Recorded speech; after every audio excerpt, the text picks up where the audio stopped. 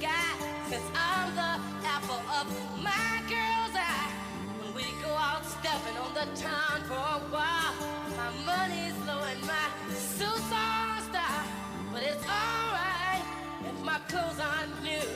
Out of sight, because my heart is true. She says, baby, everything is alright. Uptight, out of sight, baby, everything is alright. Uptight and clean out of sight. She's a pearl of a girl, I guess that's what you might say. I guess her folks brought her up that way. The right side of tracks, she was born and raised in a great big old house full of butlers and maids. She says, no one is better than I. But I know I'm just an average guy. No football hero or school don Juan. Got empty pockets, you see, I'm a poor man's son. Can't give her the things that money can buy. But I'll never, never, never make my baby cry. And it's alright, but I can't do out of sight, because my heart is true. It says, baby, everything is alright. Uptight, clean outside. Baby, everything is alright. Uptight, clean outside. Baby, everything is alright. Uptight, yeah. Baby, everything is alright. Uptight, way out of sight. Baby, everything is alright. Uptight,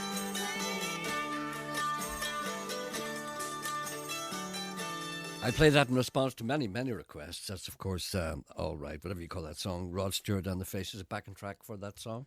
And also Stevie Wonder on vocals. Good morning, Gerald Michael Anderson here. The number to ring if you want to contact this programme, and indeed some of you do, it's 08459 555 678.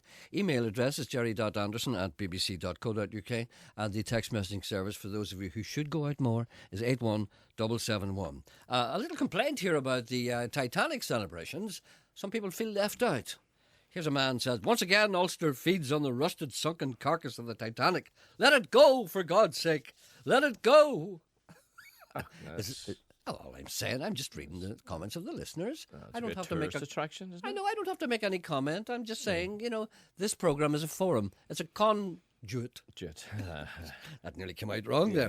It's a conduit for opinion. I mean, I don't have to agree with everything I say. Just because I read something out doesn't mean I agree with it. Well, I suppose so, because I've got an email here. It says, hi, Shan, just spotted his owl Bick on one of those New York marathon posters. Yes. He looks like he's running for Congress or president, standing there posing with his nose in the air and his arms folded like he means business, and that big American flag behind him. And it looks, there's been a wee touch of airbrushing.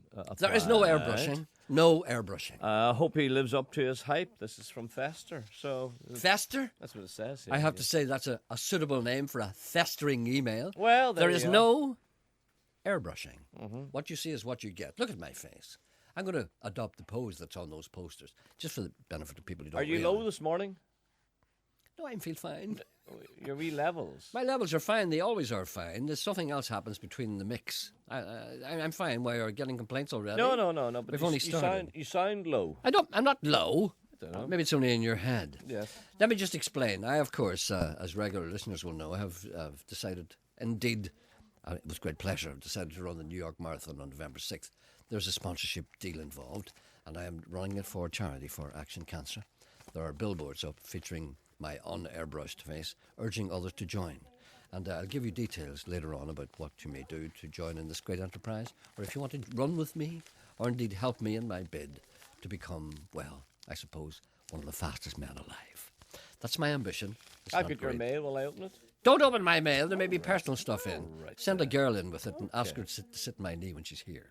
Okay. Dear genetically modified Anderson, now that you have solved the mystery chord at the start of Hard Day's Night, which goes blong. That's right. You see, it's not everybody can do that chord. Can you tell me what the tricky chord is in My Lovely Horse, the one where you have to stick your tongue out? We won't go down that road. Dear Vice Angle, Is it true that Mr. Coyle has been auditioned to replace Miss Cole on the X Factor? An insider from Fox News reveals that comments such as, "I'm not married to that," "That's not a great opener," and "Janet didn't like that either," left the usually sophisticated American audience baffled.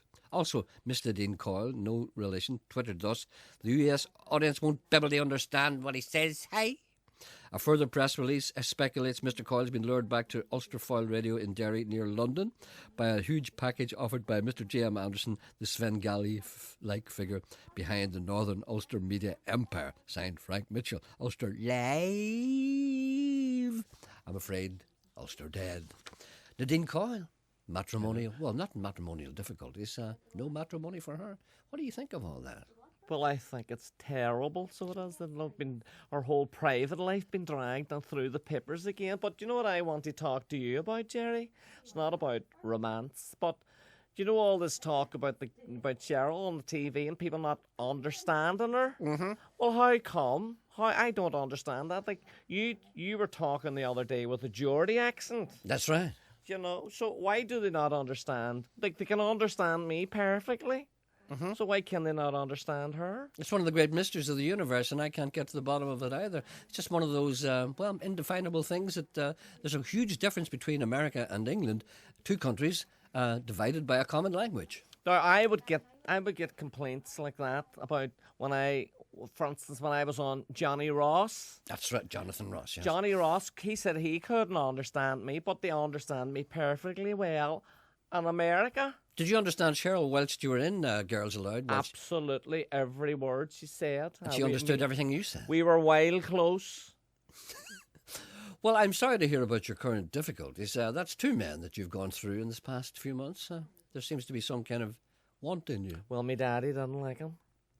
That's the truth of the matter. My daddy's heart didn't lie to him. Do you understand? I mean, his heart didn't lie to him? No. Okay. And you know, he was saying to me, "Watch yourself, wee cutty. Watch yourself with that." Was it because he was a football player? He says you couldn't trust him. He says that's right. He says he would have a girl in every city he plays in. So, well, what next for you? Are you feel downtrodden, downhearted? Do you feel as if love is not for you? Are you going to give your heart to someone else? Well, never give all your heart. I think W.B. Yeats said that. I think that it would be better for me if I were to come back to Derry and get a Derry man who would understand me, Gerry. Do you understand? So I'm looking for somebody from Derry now. Do you know anybody? I know plenty. Well, I hope to get a Derry man and settle down. But wouldn't that be an admission of defeat? Because you had, there's plenty. I'm sure there's many Derry men that you've been out with before in your childhood and your young. You probably found them wanting. I remember as a wee They've always short legs. Listening to you, Gerry. I remember my mum and my daddy. They would always listen to you, and I remember sitting one day listening to you, and you says, "How come that your partner always loves just round the corner from you?" Isn't that right? That's right, because all your Mills and Boons books, you read all your books, and then this young lady, and she's looking for the love of her life, and she's always saying, "Somewhere in this world, there's someone for me. I know it somehow. I've been around. I know that there's someone. Everyone that's got someone. Everyone who is born, there's another person on the planet that's made for them, and it's only a matter of luck if they meet them or not. But someone is made for me. There's only one person in this world that's made for you, and somehow you'll meet them. And then when you do meet them, it turns out they live around the corner. Isn't that handy?" Well, I would just like now to appeal to all your Derry listeners, Gerry. If there's a Derry man out there, I'm interested. So if you could help me, Gerry, I would like a wee Derry man. What about an older chap? Well, not too old now, Gerry, not too old. There's a fellow up on those posters who's pointing at people. Maybe perhaps he's looking for something. Emma says there's a wee call for you and Lan. Hello, good morning. Hello. Yes, hello, who's this? It's Willie here. Willie, good morning. It's not Willie Gregg, is it? No, I'm terribly sorry. I got a little text from Willie Gregg the other day, and I never answered him. And if you're listening, Willie, please give us a shout. I forgot to answer you, and then I thought that was you coming to give out to me. Okay, Willie, what is it? What can we do for you? We were listening to your show yesterday, and you were mentioning the cuckoo bird. That's right. Well, I tell you, I have a cuckoo bird there, and it wakens me up every morning at 5:30, every morning. I've never heard it called a cuckoo bird before. People usually just call it the cuckoo. Is it a unusual? Where are you from? What part of Northern Ireland are you from?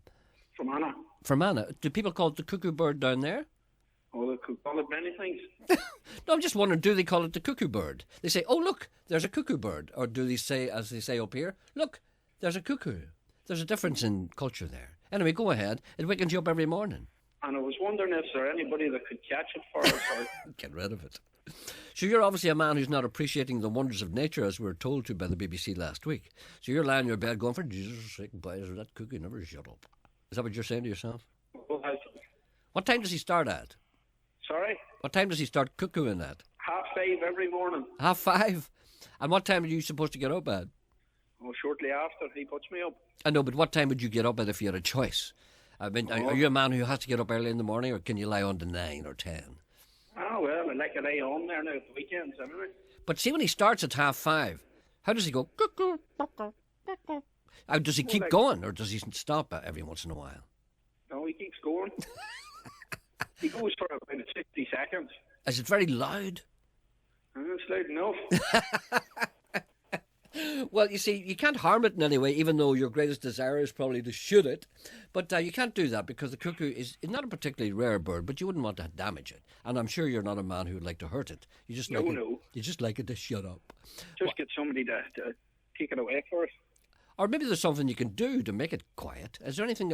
Anybody out there know what to do with the cuckoo to make it shut up? That's all we can. I've never asked anyone that before. So anyone out there knows any kind of, you could scare it or something. Put a photograph of Nolan on the window or something like that. Like something bigger than it. I don't know. Well, maybe he's what? Apparently, he's listening to a dove. How do you know he's listening to a dove? Well, that's what Frank said. Do doves go cuckoo? No, doves go. What is that? Oh, it's definitely cuckoo. Hold on a minute. That's a good dove going there. Would you do that dove again for me? It's very good. I bet you can nearly do a telephone ringing. That sounds like our phone ringing at home. So that's not what you hear in the morning then. No, definitely not. Or If nobody hears, he doesn't hear a dove. He knows a cuckoo and a Is the dove. cuckoo looking for a bit of... How's your feather, Jim? Is still working? Is that by the cuckoos? How's your feather? How's your feathers? Your cuckoo still working? I don't know. A cuckoo. Is it a mating call? I wonder. That's what I wonder. I don't know. But they cuckoo all the time. So I have a clock in the house, never shuts up. Comes out every hour, I think. Sorry, this is degenerating into something that's no good to you. So you're a serious man, and you're not a serious man, but there's a serious inquiry. You want to know if anything can be done to stop this cuckoo waking you at 5:30 in the morning. Isn't that right? Oh, that's it. Okay, well, maybe anyone out there can help. Okay, sir? We No will. bother. Thank you. Thank you. We shall listen for suggestions as they flow in. Oh, we listen all the time, so we'll be here. Good man. Thank you. Bye-bye. Thank you. Just to say, the Action Cancer Marathon Run, which I'm partaking in, people can partake if they wish. And if you want to know anything about that, any inquiries about that, there's a number that you can ring. And the number it's a Belfast number. Hold on, I'm just getting it here. It's 90803379. It's 90803379. If you want to join Team Anderson. Do you like the sound of that?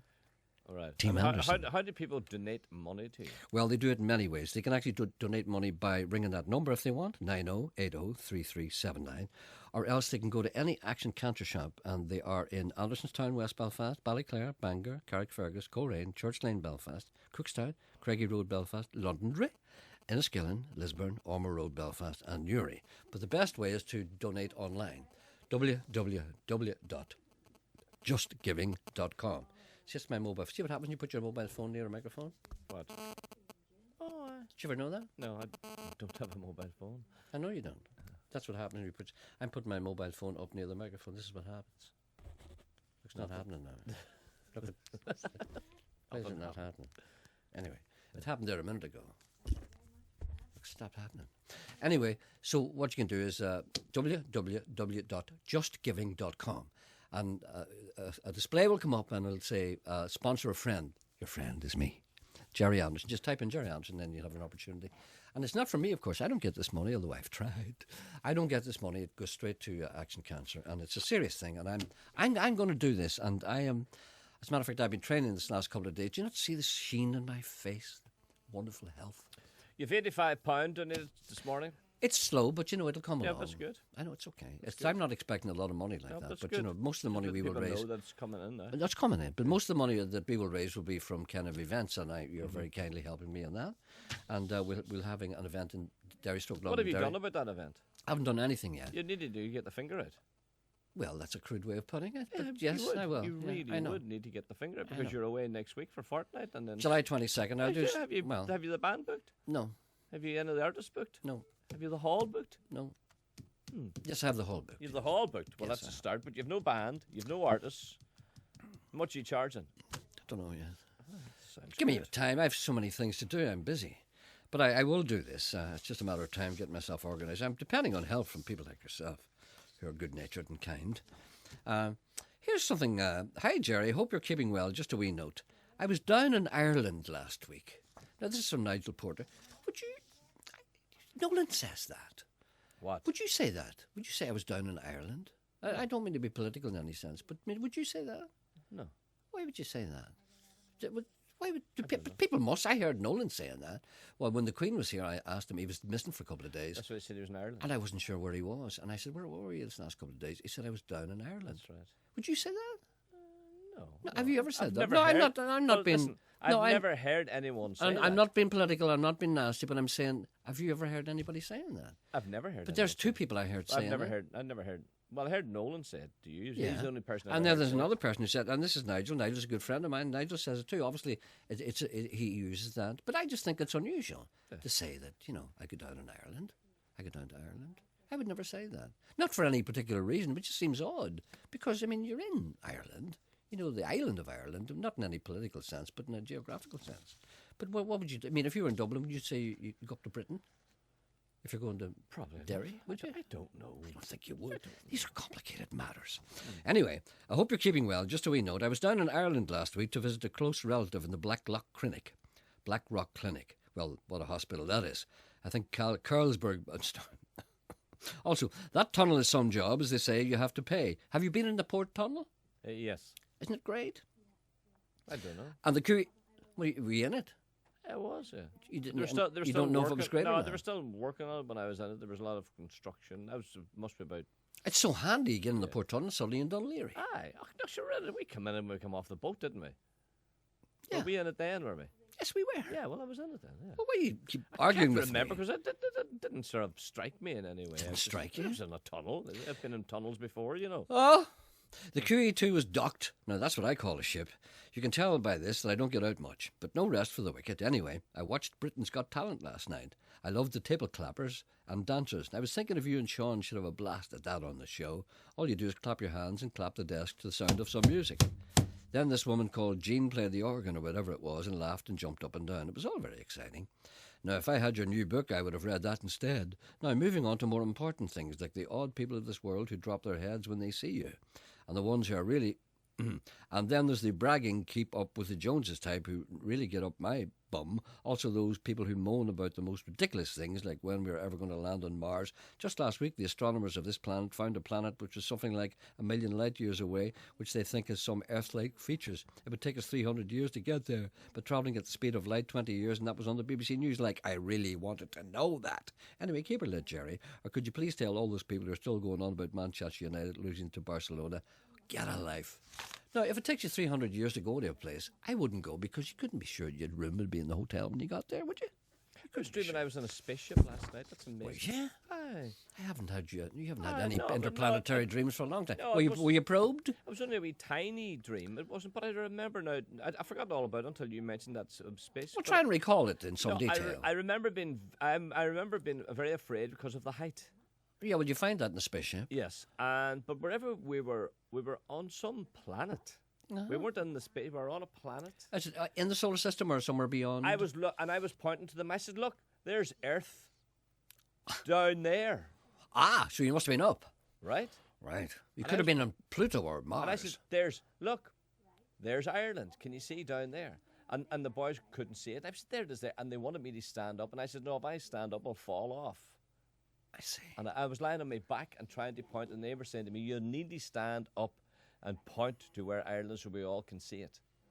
And I was trying to get up, but I couldn't get up. I was afraid. I was very, very afraid because it was far too high. You might have been in mid-probe. So I don't know where it was or what it was all about last night, but where did that come out of? That means something. Spaceship. That's got some significance, that dream. It means you're going to go off the edge. If you had the chance, if you had the opportunity of going into space, you know where these rich men are doing it now, would you do it? Oh, I'd go tomorrow. Would you? Yes, I want to look down upon the earth. I would do it if there was a rope onto the spaceship. If there's a rope onto your house. You know, No, I would go where no man has gone before. No. Boldly go, I would go. Oh, Yeah, I would go there. I want to look upon. I want to look at California and go, I was there. I want to look at that. I want to look at Alaska. I want to see Burma. I want to see New Zealand. I want to see Japan like a little dot. Would you go into outer space? That's what I'm talking about. Would you take a trip if you could go to, say, the moon? I'd go to Pluto. Would you? It's too cold there. You need to bring your coat. No, No, I would go to the moon. Yes, No, I I'd go to the moon. Yeah. What if you know? See what I think about if something went wrong and you were out there going. But see, that's the chance you take. Round and round. That's the chance you take. Do they give you a wee pill? There's no such thing as a return ticket to No. space. You take your chance. Having weaned myself off the sarsaparilla, says Adam, I have adopted far more potent stimulants which have confused me as to what is true, what is reality. These are the type of people who write to this program, people who think, people with some introspection. You see, as the little aeroplane descended on Rotterdam Airport like a snipe landing on a wind bush on the pigeon top, I believed I saw Radko Mladic drinking a bottle of duty-free, squirting his face with Calvin Klein aftershave, getting some Dutch courage before his impending trial for heinous war crimes. The hallucinogenic fungi installed in me a twisted reality, and I believed that I was the judge and responsible for the administration of appropriate retribution. Mladic looked at me with cold eyes, expecting me to sentence him to life without parole, that is, playing Xbox, reading the ancient philosophies of Nietzsche, Machiavelli and J.P. McMenamin, getting marriage proposals from desperate, misguided women with large chests in the most deprived areas, for instance, Fintona. But how wrong he was! Mladic! I guldered, placing a black handkerchief on my head. Well, I don't own a handkerchief, never mind various coloured ones, so I improvised and put a Magner's cider bar towel on top of my head. You'll never see daylight again, but as for the punishment, I demand that your cell be constructed of wire mesh fire guards, constructed by Sean Coyle from Birmingham, and that you be force-fed on the hour every hour Spanish cucumbers and German tomatoes laced with E. coli. Go to hell or Connacht, as Cromwell Do you know what? famously said. Yes? You know what I tried to watch last night? Can't imagine. I tried to watch The Unforgiven, and the reason I watched a bit of it too. I- I get fed up when Richard Harris went away on the I got stagecoach. fed up with it. I watched it because I wanted to listen to Morgan Freeman. Morgan Freeman. But he was a different Morgan Freeman. He was a last young. night. He was a Younger 20-year younger. It was Morgan Freeman. Morgan Freeman. Morgan Freeman doesn't talk like that anymore. No, he didn't talk about that in that film. But he talks Morgan He Freeman. became Morgan Freeman. Yes. During the Shawshank Redemption. And then I get fed up with it, and then I turned it over to. Did you see Spotlight? No. There was a bit of it last night. There was a most wonderful Eamon McCann on last night. He was angry at times, very, very angry, but at times he was very, very funny and very, very humorous. And I must say that I thoroughly enjoyed his performance last night, albeit I'm not taking anything away from the seriousness of the man. But at times he laughed at the panel, and you could see that he was laughing at them and saying, they're all a crowd of idiots. It was the most wonderful performance from Mr. McCann last night, and I applaud him. I applaud him wholeheartedly. I applaud him. I'm sorry I missed And that. if I were a chat show host, I would have Eamon McCann as a guest on every week, because what the man says is 100% accurate. He's the only person I would ever vote for. It was great last night. I have never voted for anyone, but I was tempted to vote for him. I think he wanted to hit a few people last night. I think he should hit somebody. But I stopped watching The Unforgiven then. I said, no, I must be here at his finest performance. It's absolutely marvellous. Absolutely marvellous. I said, that's the man there. That's the man that should be leading Northern Ireland. He should be in Stormont leading us. Should be. I would follow. I would follow him too. It was great last night. Well played. His life was complicated. I'm playing the wrong track here, excuse me. I hate that. You know when you put on a record and it's the wrong track, it's the one you didn't mean to play. Hold on a second. What was he angry about, though? Well, as I say, I turned it over and it was in full flight, so it was. I said, this is great. This was a great McCann. Do you know he's the only man that's left standing with any integrity? He's the only man who emerged from the Troubles, apart from people like John Hume, with integrity. All the rest of them are just carpetbaggers.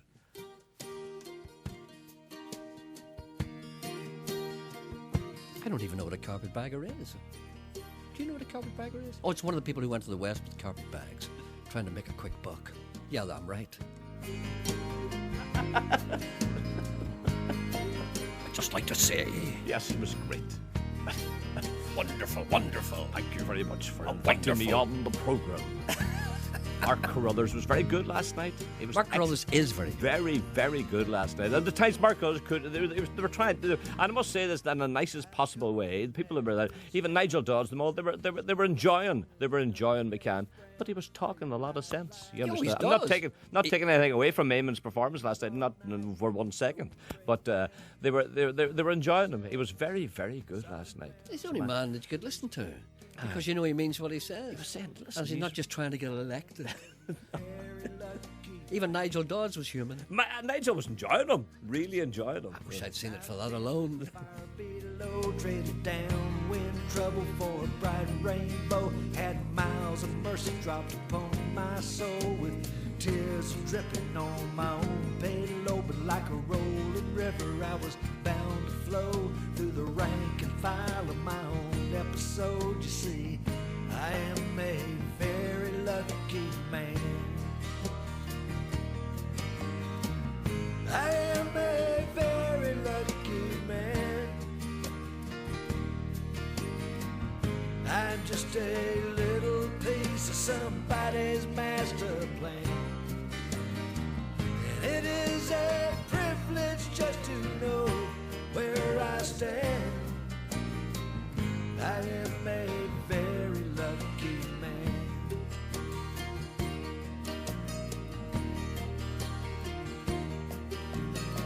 Now I've walked on the far left side of the highway ditch and the great divide. It's a short career, but it's justified. It's got lots of perks and it's double wide. And you can trust your steps when you start to slide. You can fall and never have to run and hide. You see, I am a very lucky man. I am a very lucky man. This is Mark Cimino from an album called Rank and File. This is called Very Lucky Man. We'll be back after the news. Piece of somebody's master plan. And it is a privilege not to know where I stand. I am a very lucky man. On 92 to 95 FM and 1341 medium wave. This is BBC Radio Ulster. And with the BBC News at 11 o'clock, this is Keith Burnside. 4 people have been arrested following undercover filming by the BBC at a private hospital in Bristol, which shows patients being pinned down, slapped and dragged into showers. The patients at Winterbourne View have learning disabilities and autism. The Care Services Minister Paul Burstow has described the BBC's findings as shocking. He's ordered unannounced inspections of services for people with learning disabilities. The East Londonderry MP Gregory Campbell says he's asked the Tourism Minister to persuade the Northern Ireland Tourist Board to overturn its decision not to fund the Foyle Cup and the Milk Cup tournaments. Both were refused funding because the board said it would only grant money to events that are proven to support tourism. Mr Campbell wants a review of the board's funding rules. If the criteria is such as to debar organisations like the Milk Cup and the Foyle Cup, then we've got to look at the criteria. It's as simple as that. I have spoken to the Minister, I've spoken to the Department about these issues, and I know they are being looked at this week and possibly next week as well. A constitutional challenge by the prominent Republican Thomas Slab Murphy to prevent his trial from going ahead is getting underway about now in the High Court in Dublin. The 61-year-old from Hackballs Cross in County Louth is being prosecuted following an investigation by the Republic's Criminal Assets Bureau. Today's challenge is his second attempt at trying to stop his trial in the non-jury Special Criminal Court on alleged revenue offences. The space shuttle Endeavour has touched down at the Kennedy Space Center in Florida for the final time, ending 19 years of service. Endeavour flew more than 122 million miles during its career. Its sister ship Atlantis is now preparing for its final flight, which will bring the shuttle programme to an end. A look at the sport now with Denise Watson. Thanks, Keith. Sepp Blatter is on the brink of a fourth term in charge of FIFA. Attempts to delay today's presidential election have failed. Sam Allardyce has taken over as manager of West Ham following the club's relegation to the Championship. He replaces Avram Grant, who was sacked after the Hammers' relegation from the top flight. And Michael Owen has signed a one-year extension to his contract at Manchester United. Locally, goalkeeper John Connolly has signed a new deal with Cliftonville. Finally, tennis, and Andy Murray could reach the semi-finals of the French Open today for the first time in his career. He faces unseeded Juan Ignacio Shela. And it will be mostly dry today with the weather. Angie Phillips. Rather cloudy and breezy, but apart from the odd spot of drizzle here and there at first, it's also mainly dry. And the brisk breeze may even lift the cloud a little during the afternoon to give a few bright intervals, especially towards the north coast and sheltered parts of Down and Antrim. Temperatures for many places a couple of degrees up on yesterday too, reaching 18 or 19 Celsius. BBC News. BBC Radio Ulster. Travel news. Church Road in Ballynahinch has now reopened following an accident. Elsewhere, delays are possible on the Drum Road in Cookstown. Work is taking place at the T-Band junction there until the end of July. And in North Belfast, the Antrim Road is closed from Bellevue Bridge to Floral Road until 4:30 this afternoon. At Belfast International Airport, the road's arrival is now expected at 4:20, and the 5-1 flight from Ibiza is delayed until 3:25. Laura McDade reporting. Travel news on BBC Radio Ulster. On Talkback with Wendy Austin today, a tragic story of another stillbirth. This time the mother had an infection which is tested for in lots of other countries, but not here. Should we test for strep B to avoid any more parents' heartbreak? £100 million to sort out the Westlink York Road junction in Belfast. But is it too much? Is it the right place to spend it? Will the roadworks make the problem worse? We want your calls on this. Effing and blinding. You'll be fined for it in Barnsley now. Should that happen here? Should swearing in public be outlawed?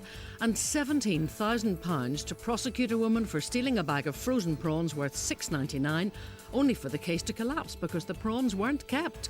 Value for money? You can tell me, and join the debate on Talkback at 12.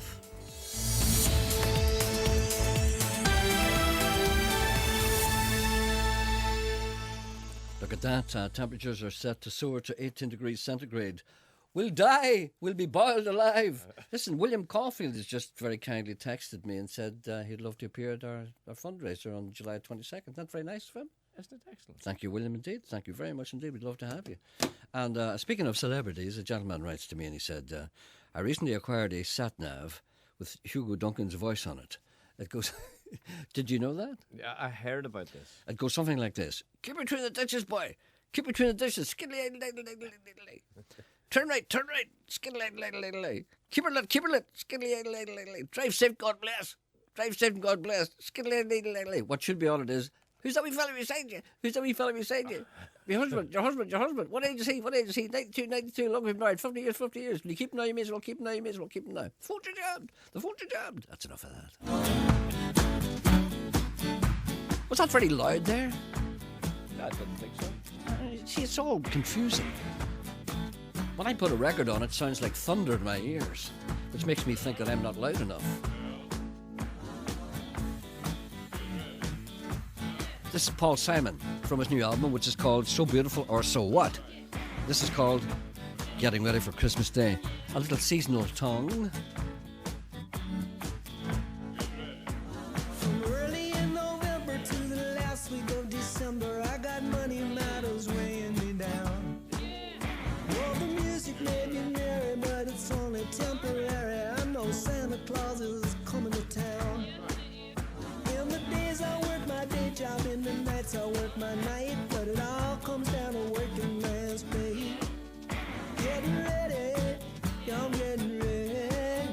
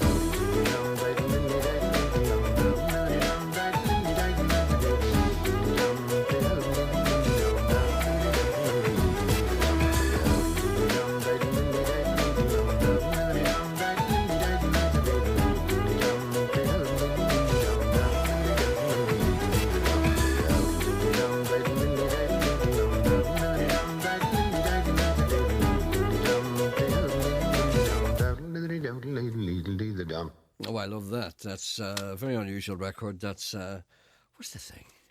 Oh, here it is, sorry. It's called Jigsaw.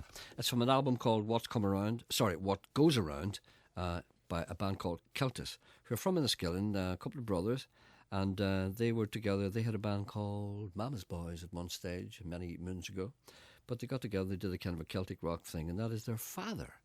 Lilting. Isn't that a great idea?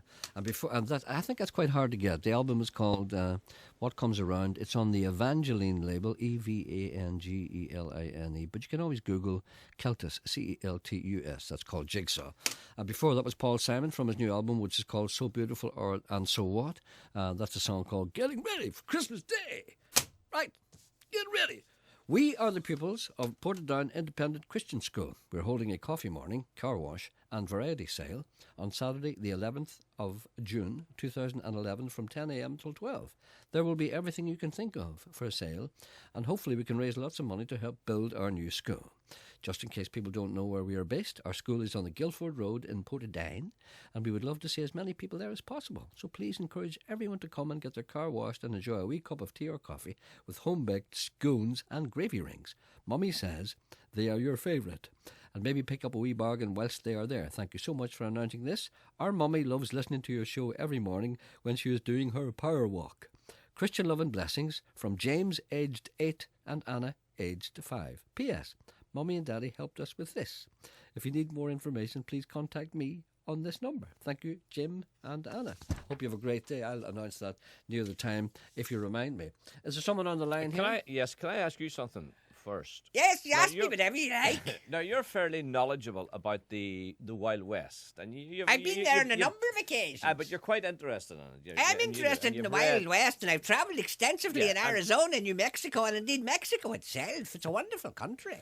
Well, you see, the thing that I don't like about Westerns, about cowboy films, I see. They're all over the top, and they've all lovely teeth and tailor-made shirts, and everything's all nice and But I hope you're not referring to The Unforgiven, which you watched last night. That's fairly dirty. And everybody's kind of scruffy and horrible, and their teeth are bad. How close was that, do you think, to the real West? Well, as a matter of fact, if you examine the old photographs taken at the time, you'll discover that the town depicted in The Unforgiven is more or less accurate. It's a wonderful town. And it's almost the same. It's all mud and skittles and skitter. And the women were all dogs and the men were no better. But it's not like it's portrayed now. There's very few Raquel Welches knocking about the villages and towns of the Wild West. They're all dogs, don't you understand? It's a wonderful bordello. But I was that's what puts me off. You see, you see the guy. It's nearly Bonanza, isn't it? The Bonanza setting, all the the guy coming in on the buckboard and for the provisions, the victuals into the store, and everybody's happy and they're carrying out big bags and they're putting them on the buckboard or they're putting them on the wagon and everybody's so happy. And everything's organised, and nice clean barber shops, and there's nice clean eating houses, and everything's clean and lovely, and take a horse down to the stable. There's a very unusual thing happening in the world of cinema. You see, what happened was that, you're right, in the 60s and 70s, everybody was very clean and saying, hello there. And they were all kind of modern men who just happened to be cowboys in 1870, but they're actually 1960s and 70s men with really good teeth and very well laundered clothes and white hats. And then they went down the road of reality. Not the reality that we know on television, but they started to make things look dirty the way they really were. You'd see men with mud in their boots, men with bad teeth. But do you know what they discovered? Yeah. People going to the movies don't like that. They didn't like it. So they're now back to the way they were before. All the movies now, the westerns now are all kind of clean guys. That's what I don't like. You see, they're back to reality. Punters can't handle any kind of reality. They don't want reality. They don't go to the movies for reality. Just before we move on then, could I ask your recommendation? Is there any western, any cowboy film that I could watch that would be as near reality as possible? So but maybe it could try and convert me again back to western. There's no western I can think of, but I can think of the most real film I've ever seen. But it's not about the Wild West. It's about the Wild West. No, it's about almost the same thing. It's about the same period, but on a different continent. It's about the Australian outback. It's called The Proposition. Go and see The Proposition. That's as real as it gets. Guy Pearce is in that. Right, The Proposition. And Ray Winston. It's about is the it sad? outback. What? Is it sad? What do you mean sad? Is there any marriage breakup or any children involved or anything? Oh no, it's okay. There's none of that. But there's people getting their heads chopped off. That's okay. It's okay. It's all right. People getting their head blown off and stuff like that, stabbed and tortured. But no, there's no sadness. Yeah, I don't like sadness. I know you don't like sadness. Any amount of violence is all right. But you don't like sex or sadness. No. Okay. Well, that's the realest movie, the most real movie I've ever seen. So there hasn't been a good western made. Then this is basically what you're saying. There are good westerns, but none of them are terribly accurate. Accurate. I want accuracy. The one I liked one very much, but it wasn't accurate. It was called Open Range, with Kevin Costner. I liked that, but it wasn't authentic. You see, I have always thought, and I've talked to people in the movie business. Not that they want to hear what I've got to say, but anyone I've ever talked to, I've always said to them, if you just made a movie and made it completely historically accurate, the people wouldn't go to it because they would think it was weird. For instance, if you made a film about the 17th century, say 17th century London, and you really researched it and recreated everything the way it actually was, the people wouldn't go to it. That's what happened. That's why Gangs of New York failed. Remember that film, Gangs of New York, with Liam Neeson, Martin Scorsese? And it was about New York in the 1850s. And it was about gangs and people who lived in kind of subterranean caverns in New York. And the people didn't believe it. They didn't believe it because it didn't match any kind of stereotype, and nobody went to see it. But it was completely historically accurate. So it scared the reality of it scared the people, because people, they only believe what they think it was like then. If they see anything different, they say, "Gee, I don't want to go to that there. That's well sad." Well, funny enough, I was talking to two men who both fought in the Second World War. Really? Yes, and I was making a program about their experience, and and they were just talking about that, and we were talking about, and I brought up the same thing. I said, see, westerns and war pictures, I can't take them at all. Just the same feeling about war film. And they said to me, they said they cannot make they couldn't make a true and accurate story of war, because it'd be too gruesome, it'd be too sad. What the things that they saw, and he says I think they should. I think they should, because the people should know. Because people live in a whole kind of fantasy world now. They think that reality is reality. They think that do you know when you stab a person? You know, in the movies, a man sticks a knife into somebody, they fall down dead. You have to stab a person about 50 times to kill him. You know, but nobody wants to see that, and it's a very messy job indeed. And you know, in the old movies, particularly war movies that made in the 60s and 70s with John Wayne, people like that, you get an open road, right? And the guys are on the one side of the road with a gun, and there's a sniper up in the tree, you see? And the guy goes, right, run, get over there. It's the other side. I'll cover you. So the guy gets up, and he weaves. Yeah. He weaves. I remember talking to a soldier one time, and he said, if he ever did that, you'd be shot right away. He says, when you're weaving, it looks as if you're dodging the bullets. The boy just kind of puts a bead on you, goes bang, and you're dead. You run as fast as you can in a straight line. You do not weave and dodge and duck. Yeah. Anyway, never mind that. All right, talk to the listeners. I know that. Hello, good morning, listener. Hello? Yes? I was losing the will to live there. I felt the same way myself. That's why I felt we had to stop that. it. Sorry we bored you. I'll tell you what I'm phoning for, Gerry. Yes? Right? Is it a BBC requirement that all radio presenters get their driving licence in a cornflakes packet? Let me just figure what you're trying to get at. No, it's not a BBC requirement, but carry on. Are you sure? Carry on. Because, I mean, you passed me yesterday, and I looked at you, and I seen your wispy hair, and you looked at me like I had two heads. Tell me, where did this offence occur? It occurred on the Boucher Road, or just off the Boucher Road. On the Boucher Road, right? Okay. So I was driving along the Boucher Road. Yes, this is accurate. I was on the Boucher Road yesterday. I was driving along. And I was trying to turn right into my work, and you looked at me, and you were like, "Wah." Was I in any way abusive or intolerant? Not at all. No. And you just didn't like the... What I'm saying here is that I think that maybe you just didn't like the look of me. Not at all. The reason I'm saying is because a couple of months ago, Hugo Duncan nearly ran me over in Chelsea Square. Well, Hugo does that on a regular basis just to keep his hand in. Now, tell me this. Yes? Did I commit any kind of a motoring offence? No. What is the nature of your complaint, then? Just, you looked at me like I had two heads. But you see, maybe you have two heads. Have you looked recently? No, but I don't know. I mean, I can't help it the way I look at people. I mean, if I come up to a stranger, right, and I said, "Excuse me, why are you looking at me like that?" That's an overture to a fight. That's me being aggressive. So you're saying to me, I didn't like what you're saying to me. I didn't like the way I looked at you. I mean, if you said that to me in a pub, I'd say this guy's going to hit me. But I probably didn't even see you. Mine was probably miles away. So do I know you? No. You see, I'm probably just looking at you. Say, look at the state of him. No, that's not right. That's not true. You'd looked at me and went, see some fella. Well, did you nod your head in greeting? Yes. But did I respond? No. Looked straight through me. No, do you know what I probably did? No, I'm not like that, to be honest with you. I was probably miles away. I was going to wave at you, maybe give me the fingers or something like that. No, well, I do give the fingers to some people, but not all. But I was probably miles away. I probably didn't see it, because I have to say that if I ever see anybody, I always say hello to people. If somebody looks at me, I always say hello to them, unless I'm miles away. I was probably lost in thought, thinking about... I was going to be honest, 100% honest. I've seen the hair first. What's wrong with my hair? Nothing. It's legendary, isn't it? Well, it's not legendary, no. What kind of hair have you got? I've salt and pepper, grey. That's all right then. Shine the same.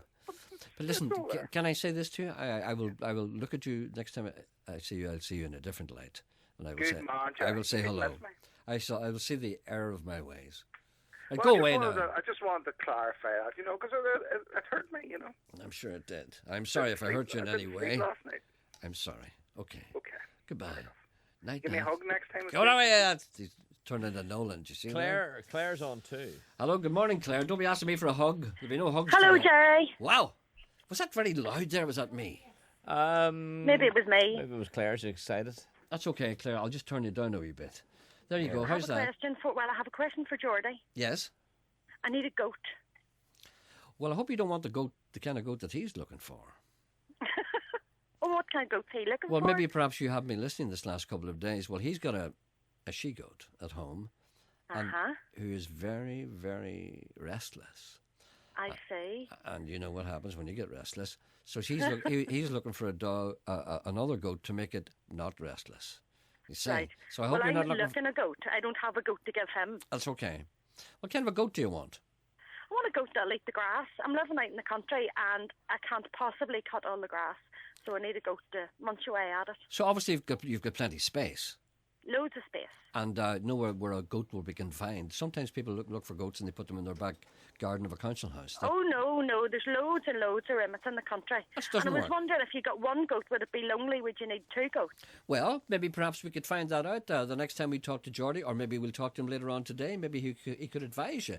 In the meantime, that'd be great. In the meantime, if there's anyone out there with a goat, we would be pleased to hear from you, and then we will give them your number and you can negotiate as to the goat exchange. Thank you so much. And just one more thing, Gerry, when's your bus run?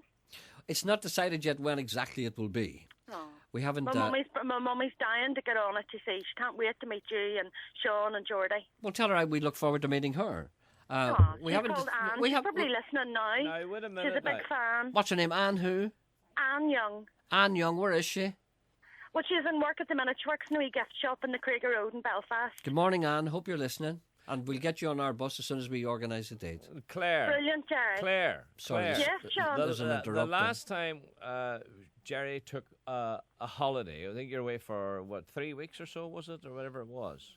And He's always away. Right, and he said that before he left, he would get it all finalised.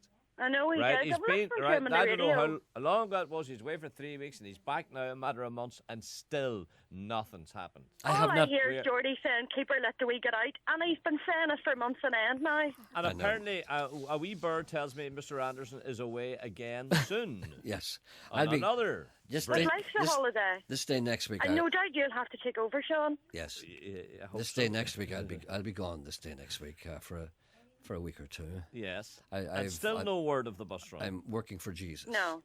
All right, then stop bringing this up. Okay, tell Anne we'll keep a seat warm for her. Oh, great. Okay. Thanks, Gerry. Bye. Stop promising these people stuff when you know I'm not going to come through. Well, no, that's just worried about what you are tomorrow.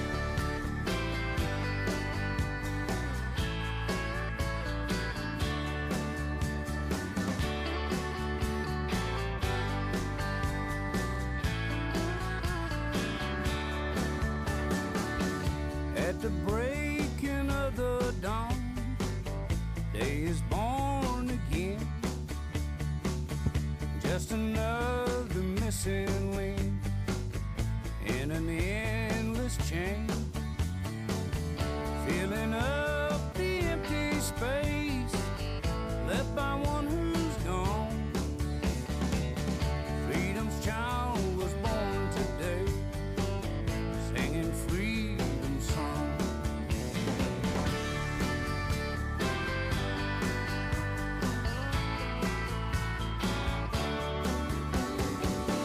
With his colors flying high and his gun in hand, volunteered to fight and die.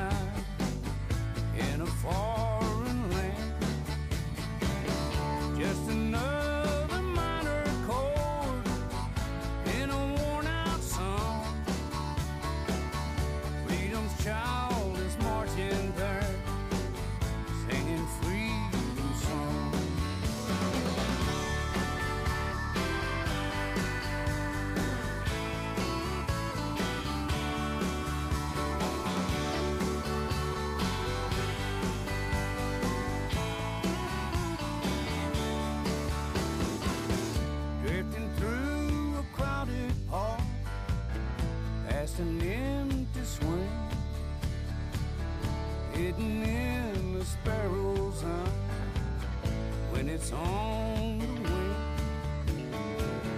planted on a lonely hill with his name unknown. Freedom's child was laid to rest, singing freedom songs. At the breaking of the dawn, day is born again.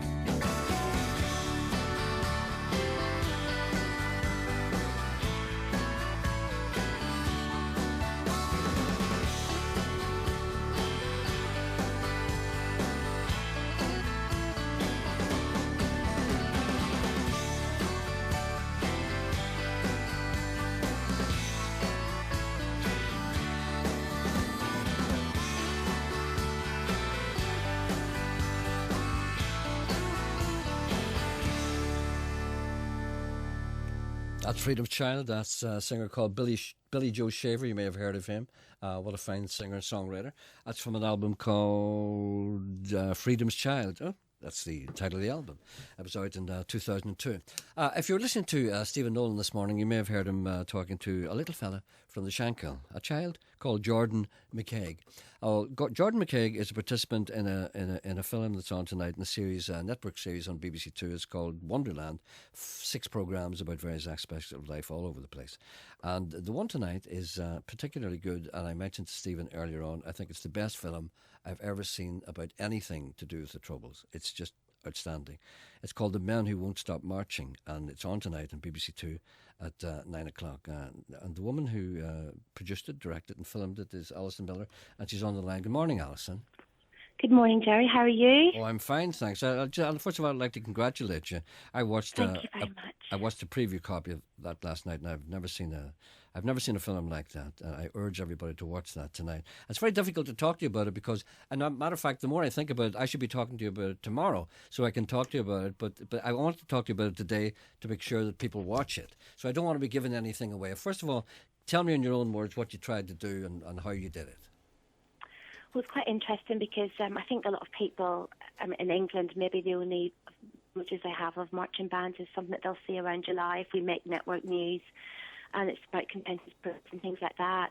So I think in the sort of films I make, Gerry, and I know you've watched nearly all films, is I try to actually lift the lid on something and try and find out what's below the surface of that, because it's very easy to look at the top and not go below the layers and go into people's lives and see what's behind all that.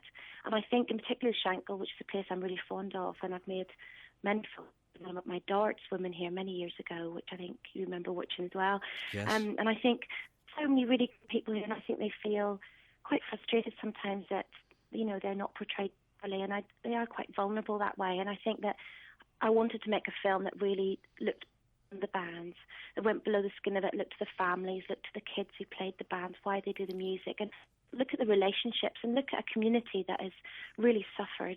I mean, there's just the Falls have suffered. There's so many communities have suffered in our country, but certainly here is a community people in England would know of. I mean, it's an address where the tourists come now, and the Falls, the Shankill, they're 2 names that people in the UK would have heard of. Yeah, but I think for years. Yeah, I'm just. But at the same time, no, loyalism has always had a bad press, and. But at the same time, you have to say that the Northern Ireland Tourist Board aren't going to be exactly flagging this one up, Alison, are they? Well, I don't know. I think tourists do come here to look at the murals and to see the places. But when I've done the tour buses, Gerry, you know, actually Paul Shaw's with me, he's in the film today. We did do the tour buses, and they don't really stop much on the Shankill and talk about things that did happen here. They have sat on those buses. It's a wee bit skirted over. And there's a lot of horrendous things happened across the whole community.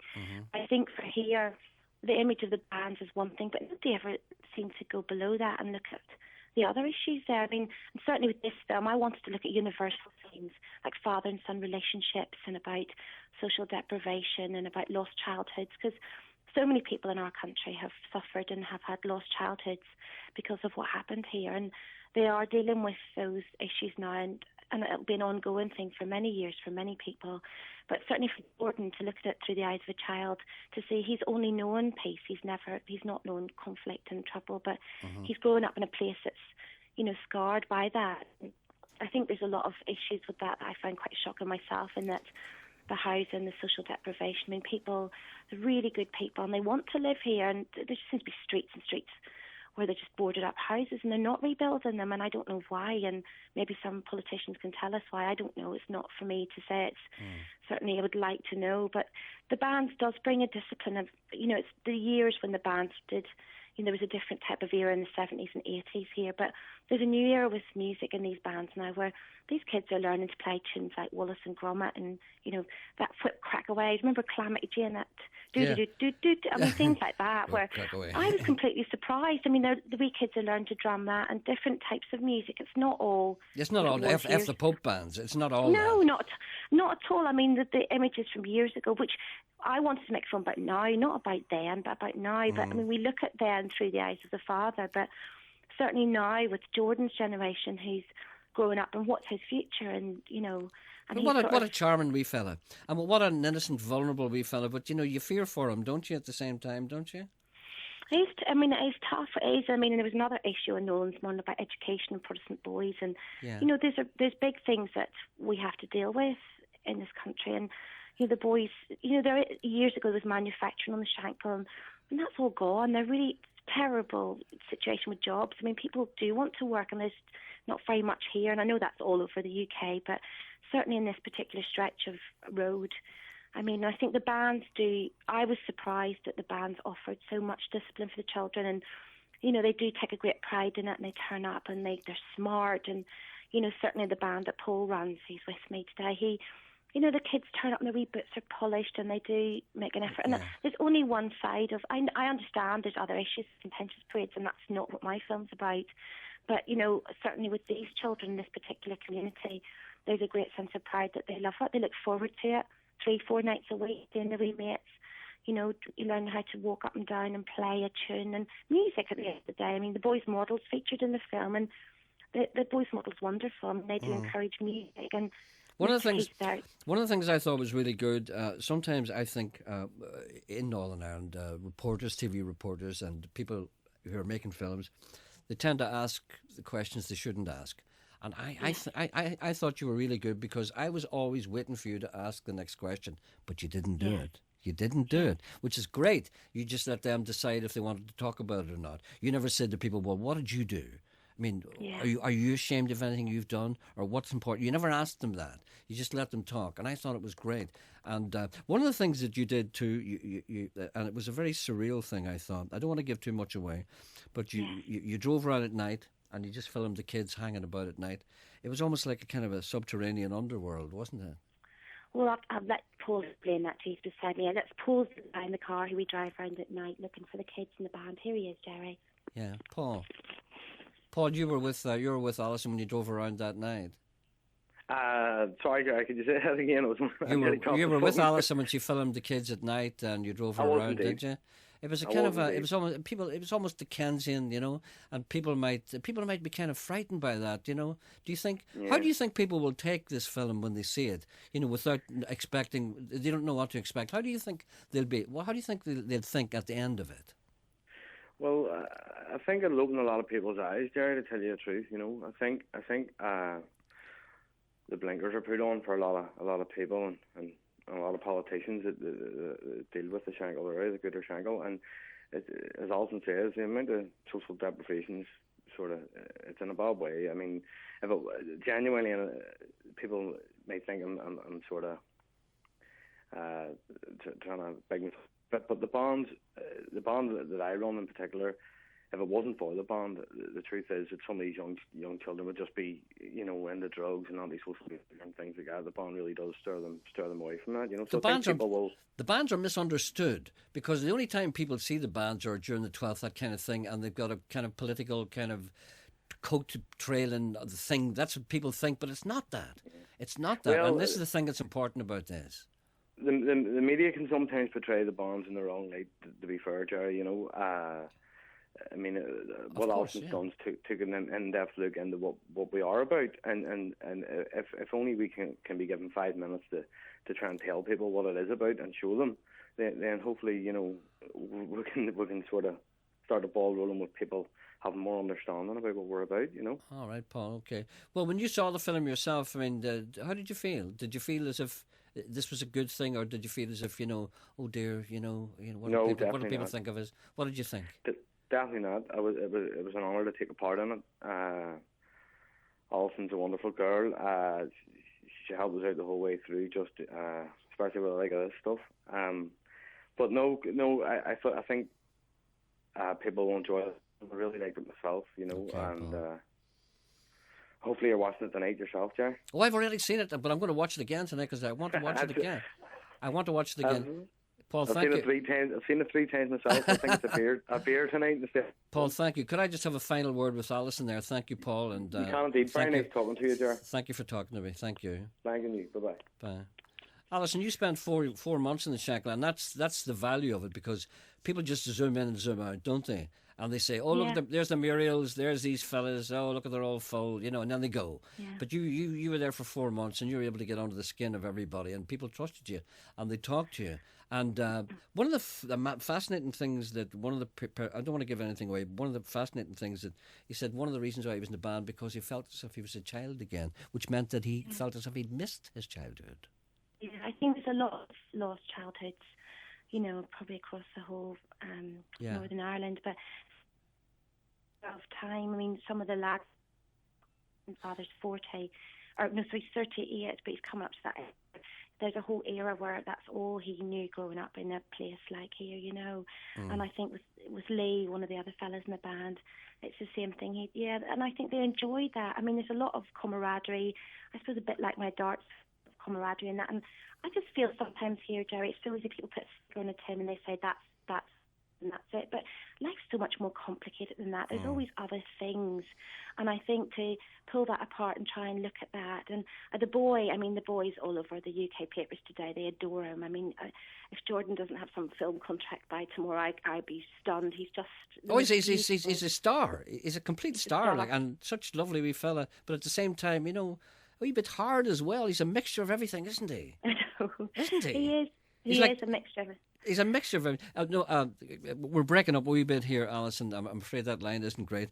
But so the film tonight is called, it's a series called Wonderland, and it's on network television tonight. So it'll be interesting, and maybe perhaps there's a renewed interest in this kind of thing because of all the stuff that's happening with Glasgow Celtic and that kind of thing. People in Britain are kind of more interested in loyalism and republicanism than they were before, because it's suddenly starting to creep over there again. Yeah, they're starting to talk about it more. But I think the thing is, any of these films, is to just spend time and walk a mile in somebody's shoes. Let them tell you about where they are from and what they experienced and where they come from. And that's observational filmmaking at its best, whenever you can do that, when you give someone a voice, so they can tell you how they feel and what it's like where they're from, where they come from. I'll tell you what, if you don't get a BAFTA for this, there's something seriously wrong. That's The Men Who Won't Stop Marching. It's on BBC Two tonight at 9 o'clock. Do not miss it. Thank you, Alison Miller. Thank you very much indeed. Thank you very much. Not at all. Gerry. Bye. Bye.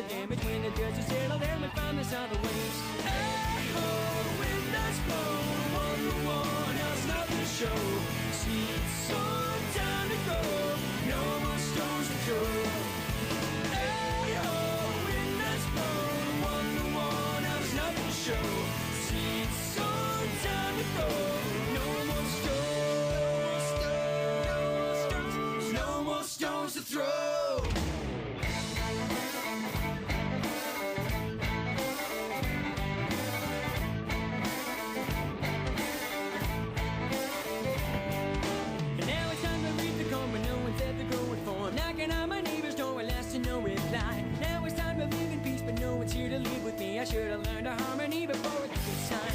The situation took a hold of common sense and wouldn't go. Although I know I should have known the error of our ways. All alone at dinner time with no one left to drink the wine as I propose a toast to every family that paid. Oh, the wind has blown, one to one, now there's nothing to show. Seems so time to go, no more stones to throw. Oh, the wind has blown, one to one, now there's nothing to show. Seems so time to go, no more stones, no more stones to throw.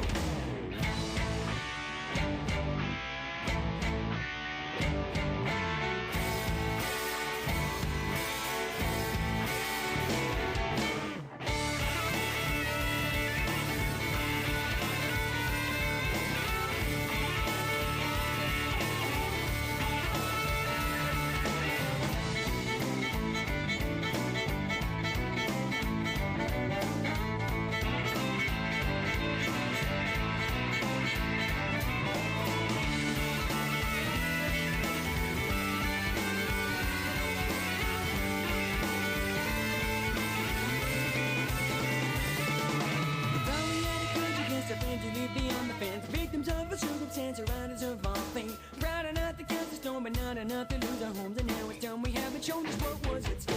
Hey, oh, the wind has blown, one to one, now there's nothing to show. Seems on time to go, no more stones to throw. Hey, oh, the wind has blown, one to one, now there's nothing to show.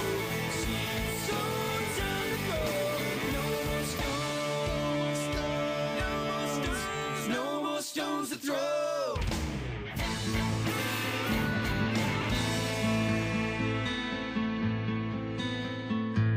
Time after time, you cross the line, and I can stomach one more lie. Somehow,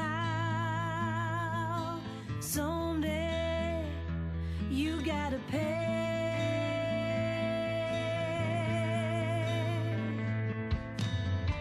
So what you like? Is she pretty? Is she hot? Is she everything you wish for? Is she everything I'm not? Somehow, someday, you gotta pay.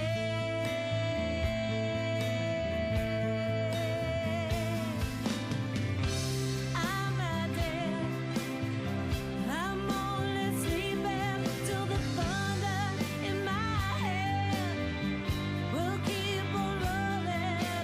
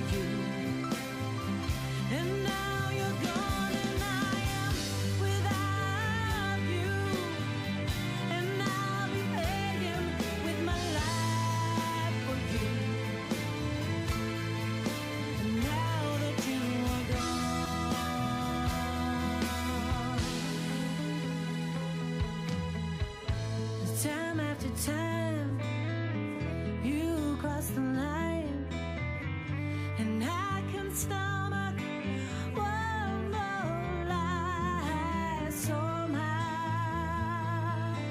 someday, you gotta pay.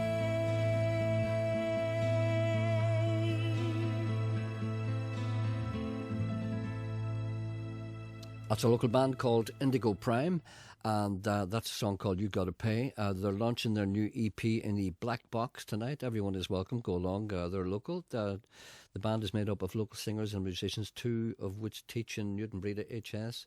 I think that's high school. I think it's great. It deserves some air. I think it's great too. I've played that before. So there we are. Go along to the Black Box tonight to witness the launch of that song, which is from the EP. Sorry. Why no podcasts?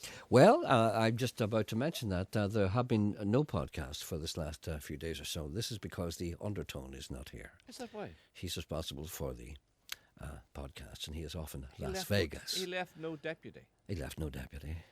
He left every stone unturned. He's away off playing with the Undertones, going My Perfect Cousin all over America, making money, which we are not entitled to make. And we wish him all the best, but we hate him. Have you got a Chinese woman? This is not. This is. Do I? Well, not that I know of. No. It's for Anne Divin, I think it is. I've got a Chinese woman. Anne Divin or Anne I got a Divin. Chinese woman. No, she sings a song. It's a very annoying song. The man said. Her name is Wing. But singing, please, please, please go away. Yes, that's right. Yeah, it's Wing. Her name is. Well, could you play it? No, because I don't have it with me, but I have it. I have access to it. I'll play it one of these days very shortly, and I shall take note of this request and act upon it with the greatest alacrity. Just spotted your owl bake on one of those New York Marathon posters. You look like you're running for Congress or president, standing there posing with your nose in the air and your arms folded like you mean business and that big American flag behind you. It looks like there might be a wee bit of airbrushing going on. Have you seen those posters? No. Well, you should look at them. I saw someone sent me one. I saw it on the computer. Well, do you see any evidence of airbrushing there? Yeah. No, there's not. Look at me. Yeah. Not a brush in sight. Airbrush, sir. There's no airbrush there. I'm going to turn you off if you're going to keep talking like that. Great show yesterday. Tommy, my cat, threw a black cloth over the radio to keep it from talking. And he said, for a man who doesn't care, Mr. Coyle made a right song and dance about a dirty kitchen. Mr. Coyle is a creature of habit, I said. He puts on one shoe at a time and checks the zip of his trousers 25 times before he leaves the house, as does most honourable men. Most men go out with both barn doors open wide, said Tommy. Of course they do. If a man has a portal in the forecastle area, some wee woman will yell, excuse me, son, the fork of your trousers lying wide open. A certain degree of sequesteredness is required when one is talking about the gateway to the undercarriage, said Tommy. In a way, the fork of the trousers is the last great taboo. Nobody talks about their fork anymore. Do you ever notice that? It is the last great taboo. A man said that. A man in the tube in London said that to me. Or I'll never forget it. And it was only about a month or two ago. I was standing, in the tube in London, and holding on to the strap. And the man was looking at me, Mm. And he nodded like that.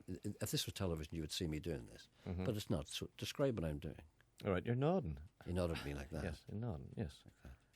I do. As if, yes, yes. And I interpreted it as a nod. Yes. But in actual fact... You nodded back to him? No, yes. But in actual fact, what he was doing, he was saying, look down there. Yeah. He was nodding, look down there, look down there. And he nodded at me again. And I went, hello? And you don't like that in the tube. Because people don't speak to each other in London, And then he got up. And he came over and I went, oh, dear, dear, dear, dear. And he said, your fly is open. Yeah. Do you know the last person to tell me? The last person to point out that... The Queen? No, the last person to point out to me that... Yes, your fly is open. Yes. I don't like saying that. I know you don't like saying it. I don't like them talking about it. Here, listen to me say it. Your fly is open. It's not nice. Don't. Anyway. But do you know who the last person was? The bishop? No. What? Janet. You better. What did you say? You better close up before you go. Great taboo. By the way. Go away. Great taboo. Mrs. McHugh, vacant loo and Scooby-Doo, I yelled, as I ran yet again at the wall with my head. Tommy sat down on an IKEA flat pack anvil and said, first Bin Laden, now Mladic. It is my humble opinion that the next villain caught will be the flasher of Bradbury Place. Caught off guard, I yelled. No, they'll never catch me. Oh, the look of horror, disgust and repulsion in Tommy's eyes. Tommy, I can't explain. It was a cry for help. Tommy sat rocking backwards and forwards and sighed. I'm not angry. I'm disappointed. It's the lying that hurts, the deceit. It's the lies. I left Tommy sitting there, a broken cat. Sure, I felt bad. Sure, I felt sad. And yet, there was an evil glint in my eyes. Tonight, the phantom flasher of Bradbury Place will strike again. Dear Boss Baggett, I'll never give up. Catch me if you can. Ha ha ha ha ha ha ha ha. Have you time for Louise? I have time for Louise at all times. Good morning, Louise. Good morning, Gerry. How are you? Thank you for peeping your horn at me. How you doing? I'm ringing because I'll tell you, I lost my engagement ring up in the Tower Centre in Ballymena. I was up there visiting in between the 7th of April. It was around that time. My sister lives up there, and we went over to the centre, and I got it was in the car park, the open car park. I do remember dropping something. I felt something drop, but I didn't know what it was. Okay. And it was only when I got home the next day I went to look for my engagement ring, and I couldn't find it anywhere. That's quite a long time ago, though. It is, but I've been up there searching and into the security and, asking them and just hoping that, somebody might have handed it in. But at the same time, you're doubting yourself that because I didn't remember taking it off. I do remember putting hand cream on in the car, but I didn't remember taking the ring off. But when I got out of the car, I do remember saying to my sister, she said, what are you standing there for? I said, something dropped. But I don't know what it was. And it was only when I got home and I searched the house and I searched everywhere, and she had gone up to the centre, back up, and went around where we were exactly. Yeah. And then because I was up again, and we went looking, and we rang the security there and asked them. And it was just a long shot that I thought maybe the radio station might, maybe if somebody is listening, they might, No, it's well worth doing that. It's well worth doing that because, if you look at your own personal kind of experience now, for instance, about 6 months ago, I was in Belfast and I saw a watch on the ground, and I lifted it and I put it in my car, and it's still there.